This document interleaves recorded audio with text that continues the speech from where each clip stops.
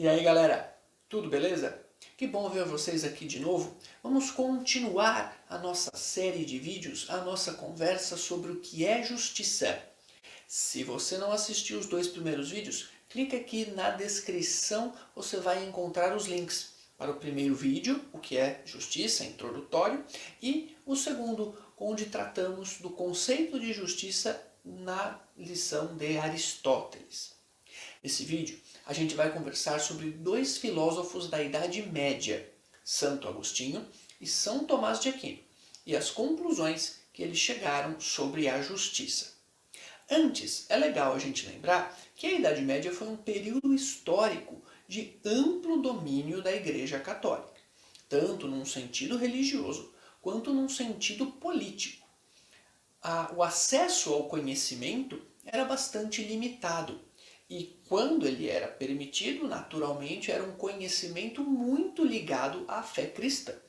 Por isso que esses 2 filósofos vão nos trazer respostas sobre a justiça de uma maneira naturalmente, porque é esse o contexto em que eles viveram, de uma maneira cristã católica.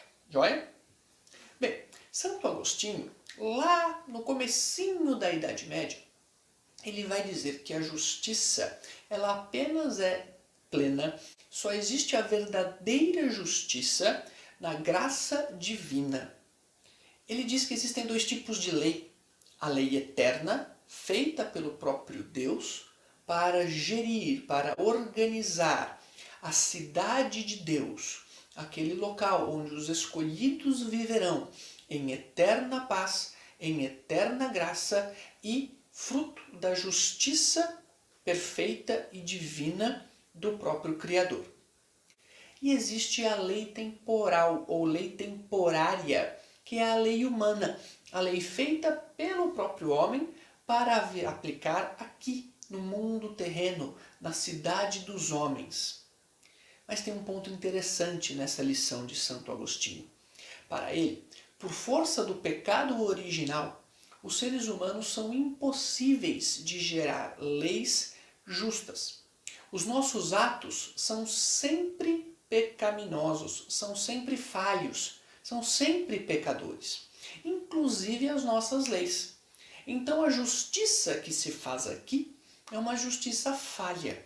Ela é naturalmente injusta porque o ser humano só é capaz de estar diante da verdadeira justiça frente ao julgamento final, quando será julgado por suas ações por Deus. Muitos séculos depois, São Tomás de Aquino vai também pensar a justiça dentro desse contexto católico.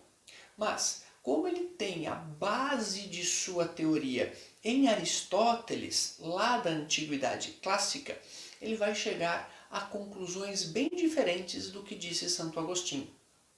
A começar que para São Tomás de Aquino, o pecado original não pode ser visto como uma razão de condenação eterna da humanidade.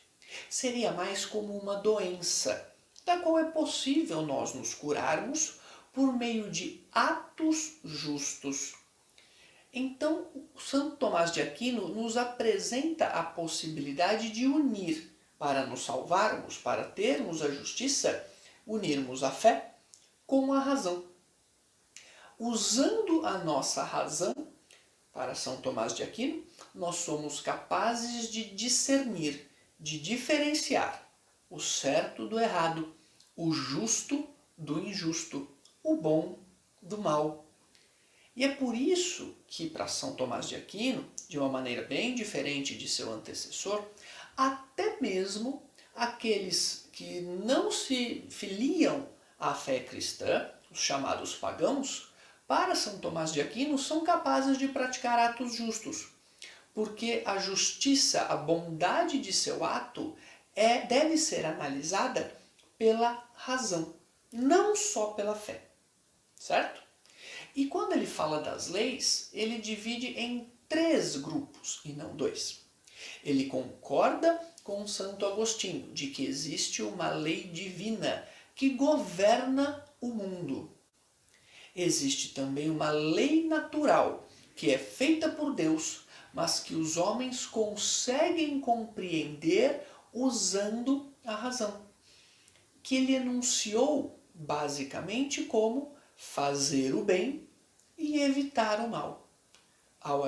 Agindo assim, estaríamos cumprindo a determinação divina por meio de nossos atos, usando para isso a nossa razão. E existe também a lei humana, que para São Tomás de Aquino deve ser um complemento dessa lei natural.